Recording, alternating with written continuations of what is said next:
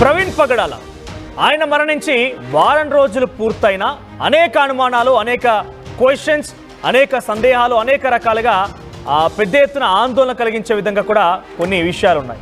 వీటన్నిటికీ కొంత post mortem report వస్తే సమాధానం దొరుకుతుందని చాలామంది కూడా ఎక్స్పెక్ట్ చేస్తున్నారు.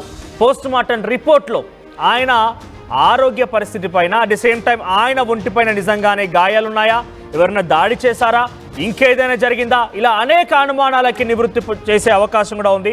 ముఖ్యంగా ఆయన మద్యం సేవించి ఉంటాడనేది ప్రధాన అనుమానంగా ఉంది కాబట్టి దానిపైన కూడా కొంత కొలిక్కి వచ్చే అవకాశం ఉంది, కొంత క్లారిటీ వచ్చే అవకాశం ఉంది. కానీ ఇప్పుడు ఆ పోస్ట్ మార్టం రిపోర్ట్ ఎందుకు ఆలస్యం అవుతోంది? వారం రోజులు గడిచిపోయింది ఇప్పటికే ఆయన మరణించి, అయినా ఇప్పటివరకు పోస్ట్ మార్టం రిపోర్ట్ రాలేదు. అసలు పోస్ట్ మార్టం రిపోర్ట్ ఎక్కడ, పోస్ట్ మార్టం రిపోర్ట్లో ఎందుకు బయట పెట్టలేదు, వైన్ షాప్ వీడియోల పైన పోలీసులు ఎందుకు స్పందించట్లేదు? ఇప్పుడు ఈ అనుమానాలన్నింటి కూడా చాలా పెద్ద ఎత్తున ఆన్సర్ రాబట్టాల్సిన అవసరం అయితే ఉంది.